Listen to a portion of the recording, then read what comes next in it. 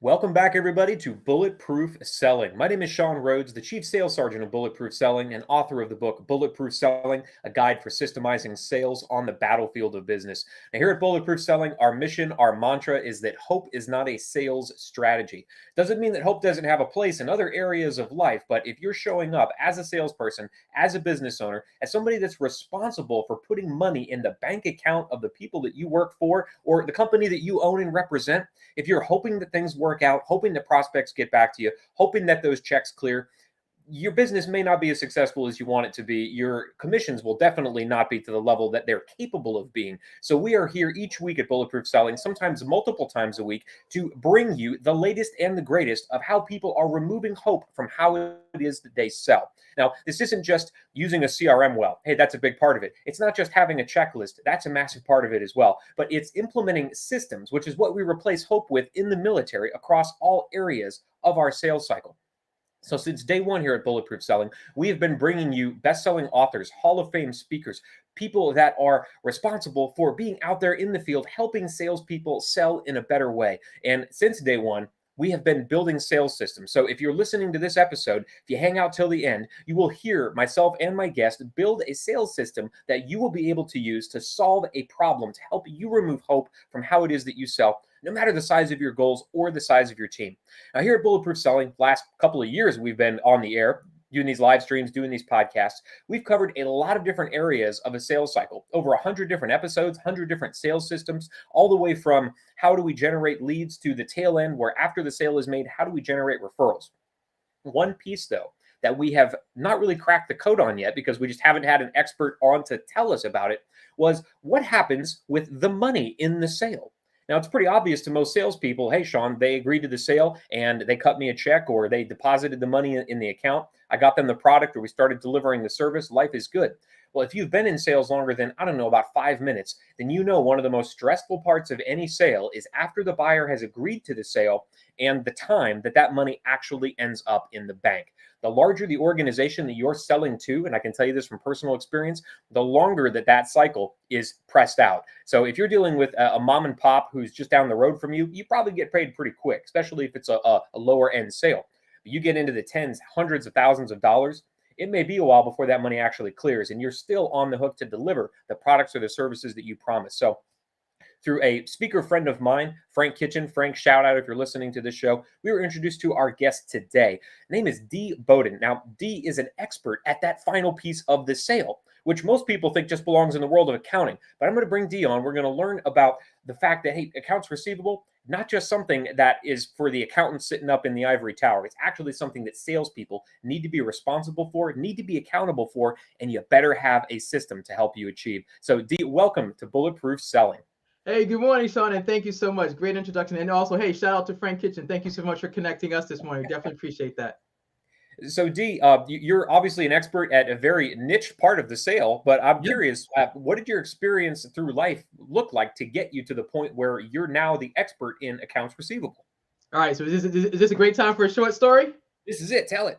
All right, perfect. So about 15 years ago, I used to work. Well, so let me say it this way: I'm originally from Boston. Now I live in the great state of Maryland. So the story that got me here was this: about 15 years ago, I used to work for a small IT company outside of Boston, where I'm from. The company sold software licenses, IT services, all the things. And then they've got, you've got sales and contracts and order entry, order fulfillment. And then there's billing and AR, accounts receivable. I got hired because they had $8 million in outstanding receivables. So the Whoa. salespeople had done, yeah, this is a true story. The salespeople had done a phenomenal job. They sold, I mean, we're talking, they sold to government contractors, government entities, corporations, etc. Had a collections team. And then they were like, okay, we're not meeting our numbers because there's sales and there's AR. So sales has quotas, and then AR has quotas as well. But we got to get the money in the bank. So I get hired, and they say, hey, listen, we've got $8 million in outstanding receivables. Your resume says you know how to collect. We need you to do this. So I get, you get hired. You go sit in your cubicle. They give you the aging. The aging is basically the report of all the contracts and how much money is outstanding, whether it's net 30, which means invoices are due in 30 days, 60 days, or 90 days. And they're like, we've got $8 million. We're struggling. We need your expertise. So I get to work and I'm like, okay, because I believe that accounts receivable is problem solving. It's okay. I answer say it this way. The what had happened was that's the question I'm always answering. You talked about hope. I'm talking about the what had happened was and how come you didn't get paid. So I'm on the phone figuring out the disconnect. So basically, for example, one of the companies when I went to go talk to them, they said, "Dee, we changed our billing system," and I'm like, "So when did you notify everybody?" And they're like, "Oh, we did." Well, somehow we never got the notification. So 2 million of the 8 million sat uncollected because nobody went to go ask the question of how come we didn't get paid. So in 60 days, I recovered $6 million.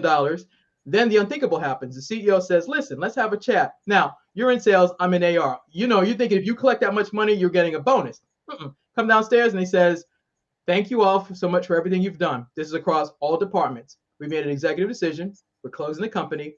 We're letting all y'all go 2 months before Christmas." This is a true story. This is why I do what I do. Yeah. That's why I wrote the book, because this is the part of business that a lot of people don't know, is because you think because the sales are on the books, but like I said this way, collect the cash. The sale is not complete until the money's actually in the bank. And so you can have the sales, the contract, etc. But until you actually deliver the product, deliver the service, invoice, and get paid, that's the complete sales cycle. And that's the part that most people don't talk about because it's not the glamorous part. Sean, you know this as well as I do. Nobody wants to talk about the money because listen, everybody celebrates sales as you should. There's the kickoff parties and all the things. But after you close the sale, what happens? And that's the part of business that most people don't talk about. And I was really excited to have this conversation with you because I feel like we need to be able to say that sales and AR, they go together. Like I want to support the sales teams to say, listen, get your sale, but don't forget that everything has to happen after you close the deal. And a lot of salespeople are on the hook for their commissions until those checks are deposited. So you close that $100,000, that $1 million, that $10 million sale. Congratulations, open a bottle of champagne, celebrate whatever your method is. But you're not getting paid until that check clears the bank on a commission that big, because the money may not be there to float through your company just until that check clears. So checks got to clear before you get paid. So it behooves all salespeople to really pay attention to your process for not just making the sale. We're all about that here at Bulletproof Selling, but also how do you make it easy and seamless and efficient and pleasurable, if we can, and I'm sure you have some ways to do this, for your client to pay you and to get that check deposited as soon as possible. And I'm going to guess, Dee, that doesn't start once the client agrees to finally buy the product or service. Because I'll bet if I could give you a sales team and say, Dee, help these people from the beginning part of the sales cycle so that your position is smooth and seamless. Once you get paid, that check is just in the bank, you could probably tell them, well, y'all need to start a long time before they hand you the check, with expectations, with process. So talk to me a little bit about where you see the salespeople that you're working with and that you're in touch with. Where are they relying on hope more than they should in expecting that, hey, I made the sale, the check should be here the same day? Where does that hope play in, and how does it hurt salespeople? Well, how the hope plays in is this. You're told once you land the client, that's it. So so the picture is painted. Okay, let me just get the client, let me sign the contract, I'm done. What I say it this way: the fortune is always in the follow-up, and hope is not a strategy. Hope is part of the process. You got to have hope first, or confidence first, that you can actually land this client. But after you land the client, you got to do the follow-up. I say it this way: the fortune is always in the follow-up. Hope is that expectation. Hope is that confidence that you can actually do the thing. You can do the presentation. You can land the client, close it, and all of that. But unless you put hope with some legs, hope is not going to do anything, because hope is like basically a wish. It's like kind of like you take a basketball, you shoot it toward the net. The hope is that the ball is going in, but here's the thing: the ball isn't moving until you put some action behind it, meaning you line it up, shoot, and then it lands in the net. Hope is the belief that you can do the thing, but hope without legs, hope without strategy, hope without a plan is just a wish. So I'm hearing then that salespeople are just hoping that once they close the deal, the client is now taken care of, that check's going to be in the mail. They're hoping that their internal process in their own organization, whether they're the ones responsible for cashing the checks because it's a sole proprietor, they're selling everything that they do, or part of a larger company, part of a dealership, part of whatever that looks like. Hey, I sold this thing. Now it's going to pass off to accounts receivable, where great human beings like Dee are going to then be responsible for tracking this money down. And that salesperson goes out and celebrates, buys the boat, takes their family on vacation, and all of a sudden the credit cards are due. You're like, where's that commission check? Oh yeah, that net 90 thing. Now it's 190. What happened to that money I was supposed to get? You didn't prepare the client to actually pay you on the timeline that you were expecting. So let's talk about where you've seen people get this right. Obviously, the organizations that you're consulting and working with, they have a process, but I get where salespeople are relying on hope, and you and I are going to build something very simple for salespeople to use today. But I'm just curious, like strategically, what does this look like if I walk into a company and I see this happening in a way that I can tell Dee has been there and worked Dee's magic? How are they handling checks differently? How is the close working differently? How is the timeline to getting paid shorter? Talk to me about that. Okay, one of the best ways well, there's two things. One, I believe that the salesperson, when you land that account, before you finish the entire process, you need to have a conversation with the AR person and say, listen, I'm about to land this new client. How can I make sure that when I get this client and they sign this, what do I need to make sure happens on the front end with the contract, all the data? What information will help you make sure that you can collect this payment for me if I take care of it on the front end? That's because number one, most people don't have that conversation. As a salesperson, I get it. Your goal is, let me land you, and then after you sign this, I'm gonna put the information in the CRM. I'm gonna upload the quote, and I'm going on my way. Yep. But a different way to do this is that bring your AR person in the beginning, so that once you land the client, once they sign the contract, okay, hey Sean, I'm Dee. Nice to chat with you. Listen, congratulations on getting that new sale. Here's what we need to do. In order for me to collect effectively for you and for the company, so you get your commission and I get my bonus, here's what we need to go do. I need you to tell me, who do I, if I can't reach this payment, who do I need to talk to? I mean, I know to talk to accounts payable, but do you have a relationship within the company that if I get stuck when I can't collect, who can I talk to? So I would have a tracking system would look like this: name of the customer, column number 1, contract number, column number 2, item that they bought from you, and then how much it's a contract for. When are you supposed to deliver it to them? When are you supposed to invoice them? When am I supposed to collect the money? And then the last comment would be notes. Notes are, my salesperson is this. His name is his name, whatever. So let's say it's Sean. So I go through that system.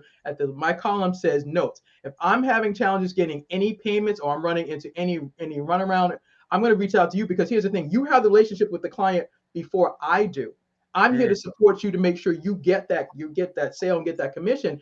But if I'm running into challenges, of course, I know how to get on the phone. I can do the phone call, the follow up, all the things. But if I build a relationship with you and say, hey, Sean, I'm running into this challenge. Is there anything that I missed with, in our setting up our system, or did you do anything on the front end that you didn't tell me about that's causing me not to be able to collect this money? Let's chat offline. Let's go get some coffee. Let's tea, whatever. Let's chat so that I know how to handle this. Because number one, sales, just like AR, is relationship building.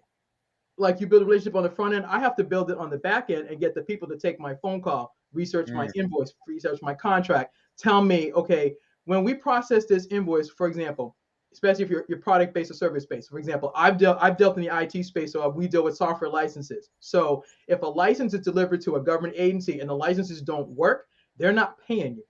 Right. That's the problem. So they're not going to pay you. You're not getting your commission. So before I go down this rabbit hole, hey, Sean, listen, the government agency said, all these licenses don't work. Oh my gosh, I forgot to tell you. Oh, there was an upgrade to the license. We use, license number, blah, blah, blah. Now it's 2.0. Well, that would be an important detail to let me know so that we can fix this. Because here's the thing: sales and AR, we both are in the problem-solving business. That's what we're in. We're in the problem-solving business. We solve problems. We solve it on the front end, which is the service, and we solve on the back end, we're getting paid. But our customers are not going to pay us if they're not happy with customer service, if we don't solve the problem effectively, and we don't continue to do the follow-up. I said earlier, the fortune is always in the follow-up. And fortune doesn't always mean money. The fortune is also the relationships going further, because you want to have repeat business.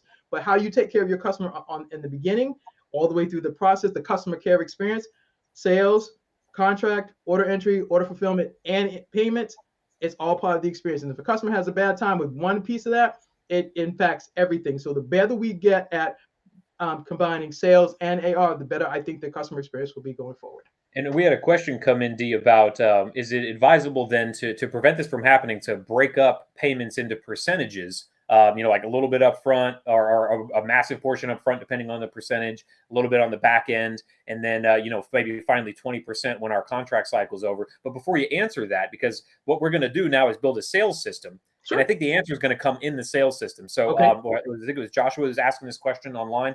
Okay. Stand by, Joshua. You're definitely going to get your answer. So obviously here at Bulletproof Selling, all about removing hope. Well, that came from my experience as a Marine Corps war correspondent, where I saw troops all over battlefields use systems to help them remove hope to survive really dangerous situations. So I've been bringing that message to salespeople that if you're going to remove hope, do it with systems. If it can keep people alive and on the battlefield, it can keep you alive on the battlefield of business.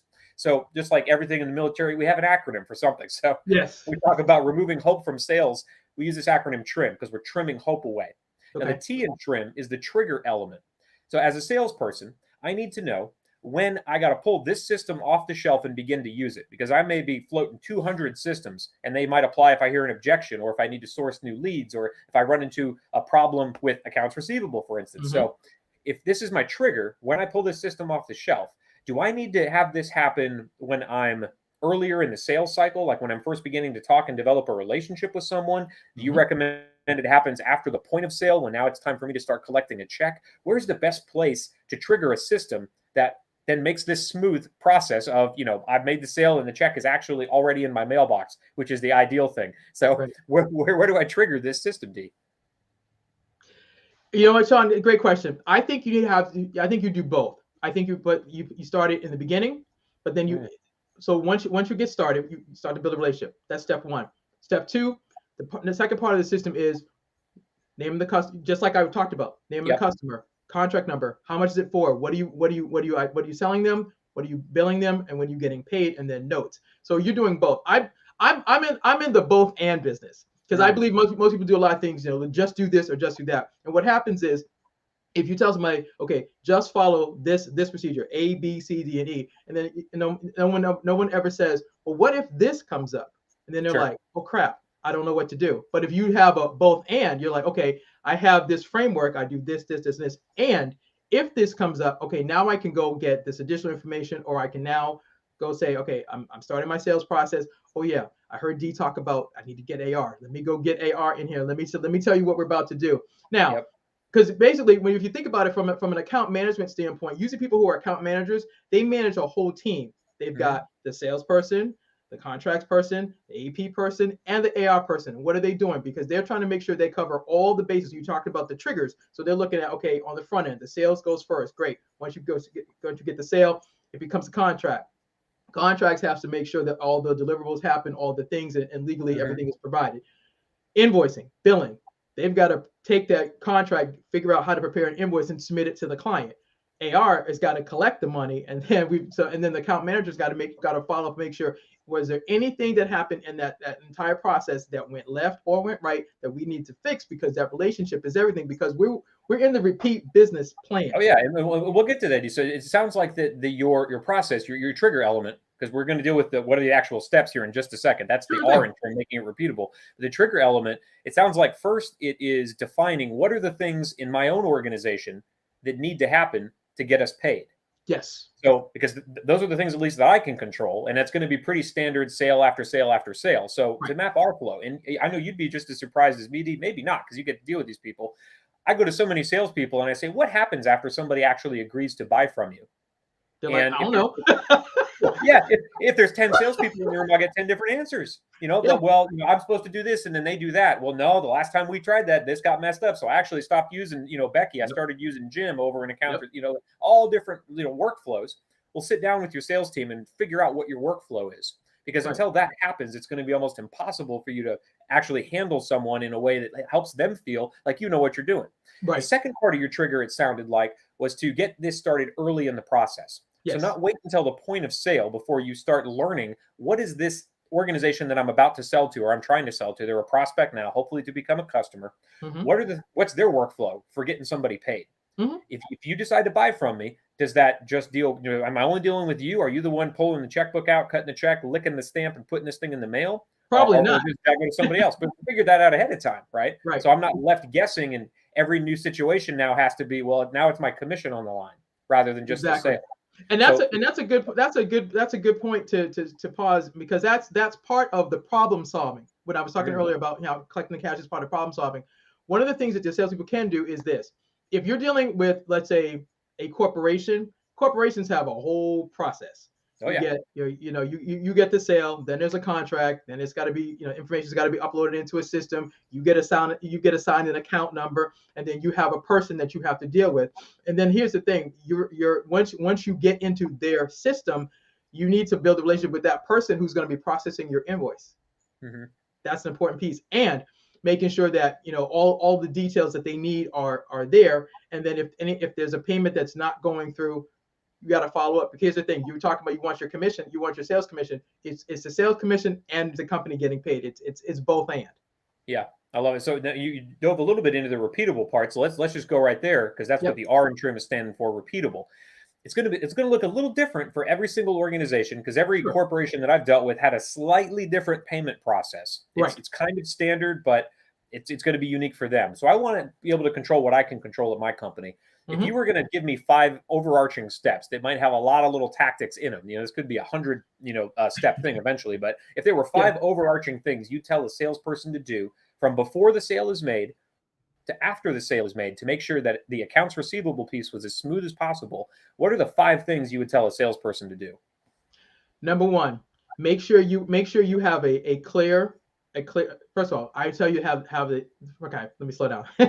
So um, step one is, who's the name of your customer. I would have a checklist. I would Hmm. do that way. I have a checklist. So number one, name of your client. Number two, what's the contract number? Number three, what's the amount of the contract? Number four, who's your AR person that you're going to be working with? And then number five, when are the payments due?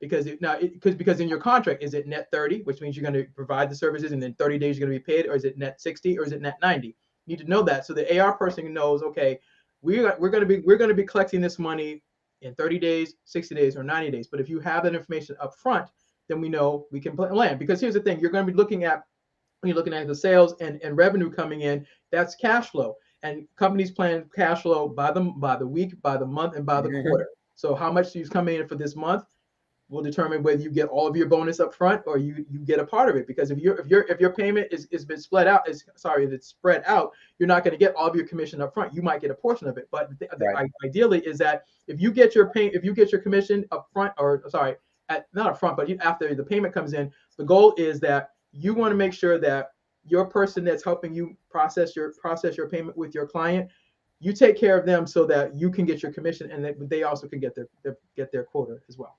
Amazing. So you've given us the 5-step process, which you've repeated multiple times. That's a great thing about a good system is it'll apply multiple times. Yep. But I'd be willing to bet that if I'm a salesperson and I say, "All right, D, I got your 5 steps," if I wait until after I've made a sale to start filling out those items in that 5-step checklist, I've probably waited too long because now I've got to get a hold of somebody that I'm supposed to be delivering service for. And we have another step we have to flow through administratively before they start receiving the benefits of what it is that I've sold. Hmm. So, what's your insight in making sure that these things are gathered throughout the sales process? Because I'm a big believer in building target packages on any prospect. And there may Hmm. be a dozen things I need to know about them to customize what it is I'm selling.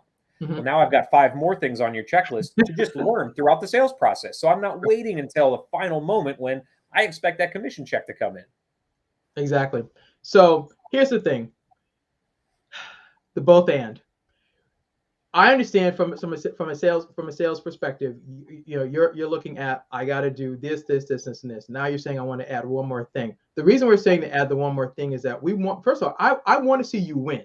Let's Hmm. let's be clear. I want to see you win. So if you make this additional tweak on the front end, it helps me as an AR person support you, so that you actually get what you're looking for, which is your commission check. I get it. Hmm. But here's the thing: if you don't add me in, or add AR in the beginning, then you're like, oh man, now okay, I got the prospect, I got the contract, and now I got to go deliver. Now I got to go figure out the next thing, the next thing, the next thing. The reason Yep. Sean and I are discussing this is that here's the thing: we want you to change your mindset about sales and AR. Nobody really talks about this, because here's the thing, and I get it: the sales process has a lot of things. You've got a prospect, and you've got to do a presentation, then you've got to answer the objections, then you've got to address okay, if they're are they thinking about me or me as my company, or are they talking to me plus other prospects, and then this person's tweaks their presentation to add cover this thing. I forgot that, this, that, and the third, and all the things. Right.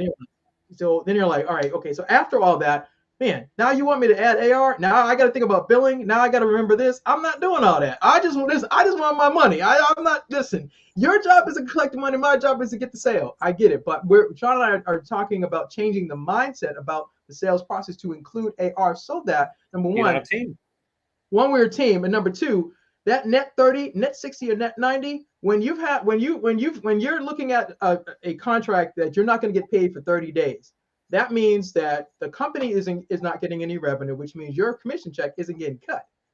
So the better piece is, okay, what do I need to do to make sure, hey, maybe we need to change the terms. Maybe instead of them being net 30, maybe they need to be net 15.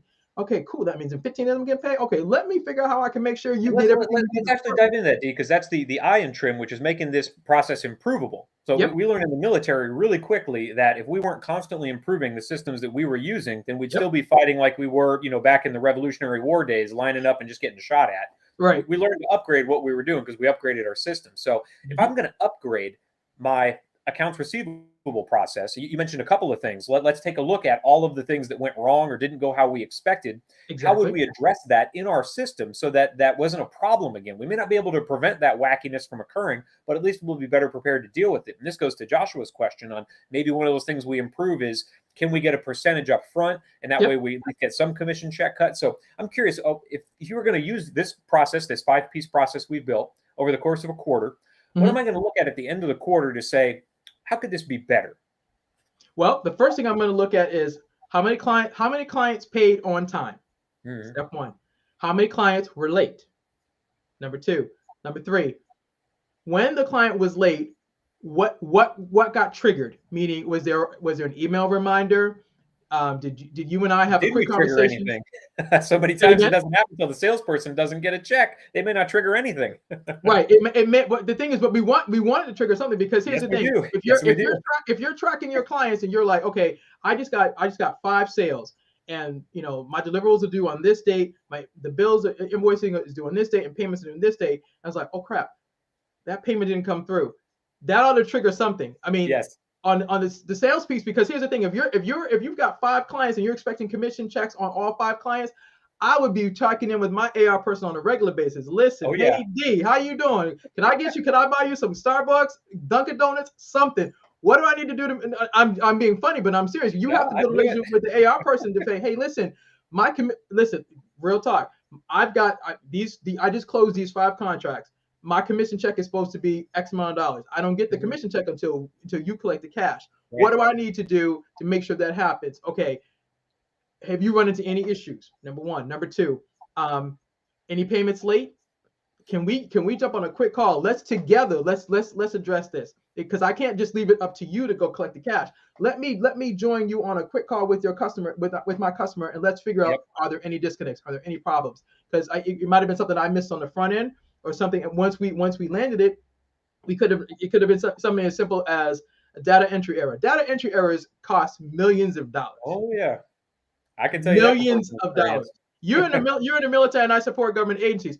I can't tell you the number of mistakes that are and payments that are missed because of a data entry error, but it's the weeds that we talk about on the AR side that nobody wants to get into. But in order to fix this, you've got to be able to review the process, and you've got to check things. You've got to have quality control. What a lot of people don't want to do is that, listen, I get it. Let me get this in here, and let me move on to the next. And it's unfortunate. It's unfortunate when the money isn't received. Then it's like, oh, now we have a problem. Now we got a problem, and I'm not getting my commission check, and I can't go buy my boat. Listen, we got to fix it.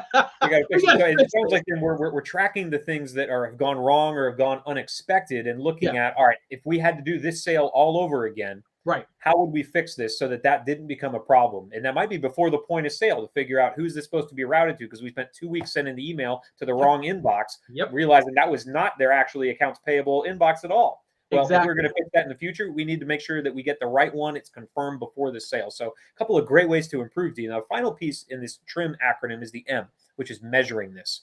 Oh, yeah. So if I'm taking the time to do this before the sale, and making sure that I'm taking the time to develop a great relationship with the accounts receivable folks at my own office, what am I measuring to make sure that this system is worth continuing, or should I just go back to doing the things that I was doing before? Is it net days to payment? Is it engagement throughout the sales process? What would you tell salespeople to really measure to make sure that this system is working? Well, great question, Sean. First thing I would tell you to measure is this: how many times did your AR person have to call you to say, "I need the following"?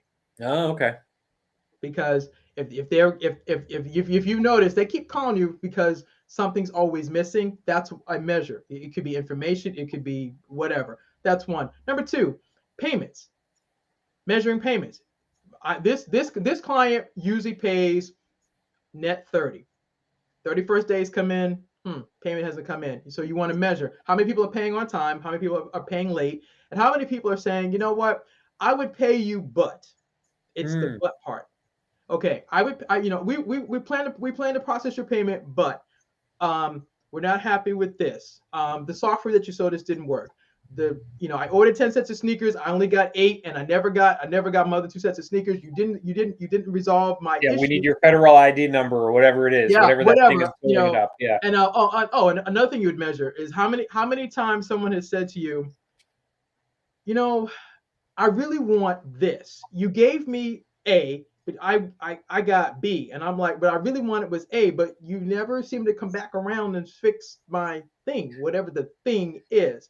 So part of all of what we're talking about today is problem solving in a variety of areas. And the thing is, how you measure one thing is how you measure everything. If you're not tracking, you gave the acronym. I talk about a tracking system. If you're not tracking your clients, your customers, the payments, the commission, you're never going to know what really worked well and what didn't. Usually what happens is that when money doesn't come in, that's the grand poobah. Everybody's like, oh my gosh, I didn't get my payment, da, da, da, da. And then they're like, okay, but until you go back and backtrack, okay, what happened in the beginning? Did you track everything? Number one. Number two, did you confirm that this is the right email address for the invoices? Number three, did you do the follow-up? Because we were talking earlier about hope. We said earlier, hope is a wish. Did you do the follow-up? Number four, have you made sure that your client had received everything they needed? Number five, does AR and AP have what they need? And if they come to you and they say, listen, can you give me 15 minutes and can we chat about this? They're doing this because number one, we don't want to keep making the same mistakes. Right. And a lot of salespeople do, Dee. I see it time and time again. I keep having to talk to AR, and I just assume it's part of the process that AR has to call me and take 15 minutes of my time. Really, they would rather be doing something else. I can almost promise you. Exactly. Get them what they need on the front end, avoid the 15 minutes. You'd rather be on the phone as a salesperson closing more deals. Right. So, Dee, we've got a great sales system from beginning to end throughout the entire process, making sure that we're preparing for a great customer experience. And the key thing is we talked a lot about getting paid sooner or getting paid on time. If this really works well, and I know how Dee treats her clients, your customers have a better experience through it as well. They're not getting hounded on the phone. They're not getting, door knocking saying, hey, where's our money? Where's our money? Because that's nobody wants to deal with that anyway. If you really use this properly, it means your customers have the experience that they're dealing with a professional. Absolutely. With an organization and with a salesperson. So the great end-to-end sales system for the value of accounts receivable in a sales process, something that we've never touched here at Bulletproof Selling, but you actually written a book on this. Tell people, how do we get the book? How do we get deeper into this so that we can get paid sooner and deliver more value to our clients? How do we get deeper into your world? Sure thing. Well, first of all, Sean, thank you for this. I enjoyed the conversation. This was fun. So to learn more about me and the book, my book is actually called Collect the Cash. You can visit www.collectthecash.biz/book. That's www.collectthecash.biz/book. And inside the book, I go into something called the collection zone. And it's like I talk about it as you're a military person, but I'm a sports person, so I use a sports analogy. I talk about like pregame, getting ready for how do you engage your customer to collect the cash. I'm talking about game day when you have to make your phone calls and do the follow up and all the things. And then there's post game, which is a celebration. I believe this way that when sales and AR come together, you get to celebrate the pregame. The pregame is all. So once you're collecting the cash or you're starting to make the phone calls, you're doing that. Game day is actually engaging your client, and then post game is celebrating. And here's the thing.